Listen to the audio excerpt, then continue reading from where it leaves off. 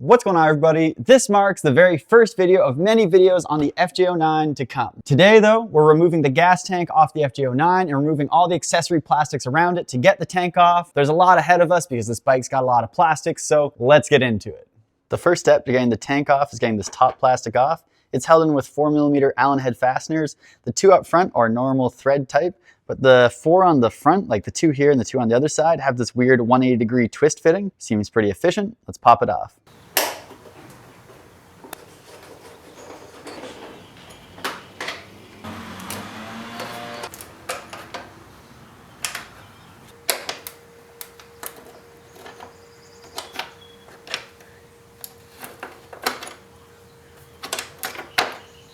Now to remove this, you have to pull back just a little bit on the sides here, get them to unhook from the red plastic or your colored fairings. There you go. Just slide back, trap into here, that's fine.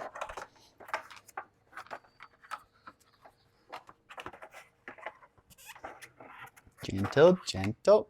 Next up, we're going to take this side triangular plastic off. There's 3 fasteners on each side that hold it on.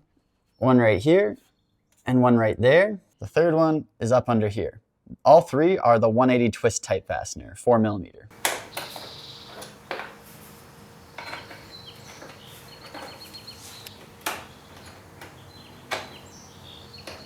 To take this off, you want to pull away from the bike and then down slightly. We're going to pull away and it just rests in 2 little sockets and then down. You've got your electrical connector here. It's just your turn signal. Find the tab. I like pushing it together, lifting the tab, and then sliding apart, and there you go. The next panel to remove is this entire side panel. It goes up over the tank and down and around here. There are 1, 2, and 3 4mm hexes on the side, plus a little plastic clip here. And then on the top, there's 1 4mm with a little indexing tab that holds this plastic piece in place. You kind of have to lift this up before the thing slides off the side. As the plastic piece comes off, you'll have to push this through the plastic so that it can go through and stay with the bike. Taking out this rivet clip is pretty straightforward, but there's a bit of a trick. If you turn it and the whole thing moves, that's not going to get you anywhere. So kind of pinch the outside, turn the middle, it'll pop out. Once you turn it just about 180 degrees, you can wiggle it out.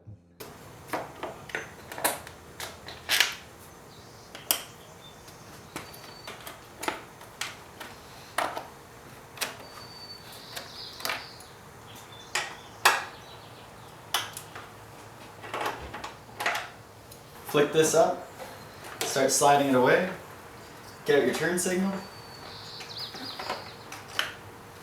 Now we got to get our seats out of the way for our next plastic to come off, so just twist forward for the passenger seat. Getting the passenger seat out can be a little trickier. You want to reach down behind here to take out this plastic grommet thing. It kind of is just like seated in there, there's not much holding it in. So you can either reach through here where my fingers are going and then push this way, or you can come through this hole here and flick it to the side.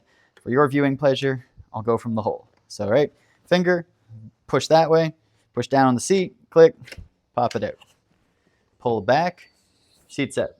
Now to get this panel off, there's this 1 4mm right here. You got a stud to pull out of a rubber hole here, and then there's some Velcro right behind this. Now, might seem kind of scary, but get your finger like in the plastic here and wiggle it out. You feel it coming, there we go. Now there's some Velcro right here. Just shove your hand underneath and gently pull. It'll pop off like that. Now it's all loose. You just got to go rearward and down on the bike.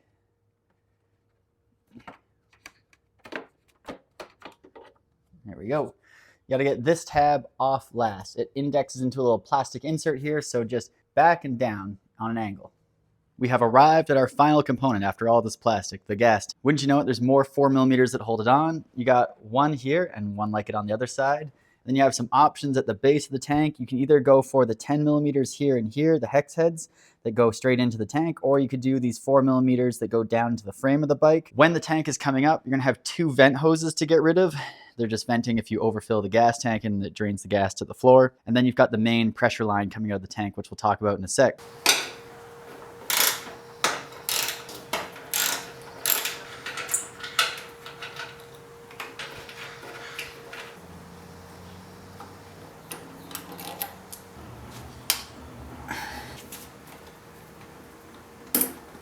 Okay, we got all the hardware off. The tank is loose. I got some rags here to put them under the fuel line so that when things come off, it doesn't drip over the bike.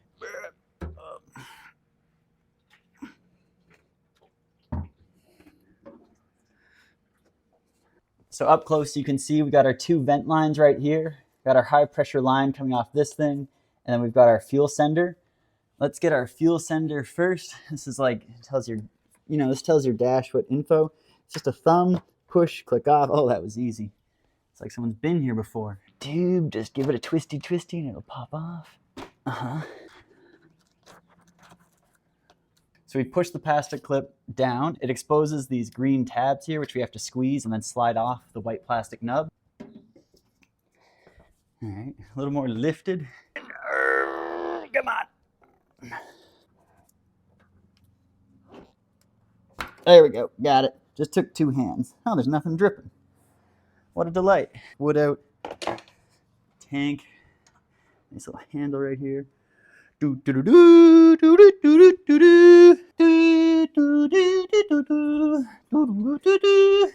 we did it, people. From here, you could service just about everything. Got your ECU sitting right on top, got your air box, and like everything under here, you've got your throttle actuators. I don't know, there's a whole bunch of things. Those are your intakes for your 3 cylinders. I don't know, it's pretty straightforward. It was sure of a lot easier to get into the fuel tank area on the FZ6. This had just a lot of plastics going on, but at least with it all off, you got your wiring exposed. You can see everything. You have good access. As for this side, right, more wiring, main harness. Once you have all 10 pieces taken off, I mean, the bike stripped down, looks pretty naked to me. That's a wrap on removing all the plastics and fuel tank on my 2015 FJ09. Gotta say, way bigger job than on the FZ6. But I also gotta say that Yamaha has really upped their fastener game. Those 180-degree turn, just like click out bolt things they got going on, love it. Chef's kiss to Yamaha for that, because that just makes it so easy to install and remove things. It also makes it easy to not strip out hardware, because you're not tightening something with a screw thread or traditional screw thread and going, is that tight? Should I go further? When it's only thing holding it and retaining on the other side is a small piece of sheet metal. This just gives you so much certainty that it's set. It has a nice little index that it clicks. So reinstallation and removal is just that much easier. Is this a big job though? Not particularly. This took about an hour and a half for me to film and do. If I was doing this a second time with no cameras on, I could get this done in probably 20-25 minutes. Just little things, be nice to the paint, making sure that you don't scratch anything. It's always tricky the first time, but it gets immensely easier the second and third time you do it. So if you're worried about it, I hope this video helps you out. And if this video did help you out, I gotta let you know, we got more FJ09 content coming your way. So subscribe, smash that like button down below. It would really help me out. As always, guys, thanks for watching. Thanks for coming along on this new mechanical journey with the FJ09. I hope you love it. I really enjoy working on it. It's been a ton of fun, and I can't wait to share the rest of it with you. So as always, thanks for watching, and have a good day.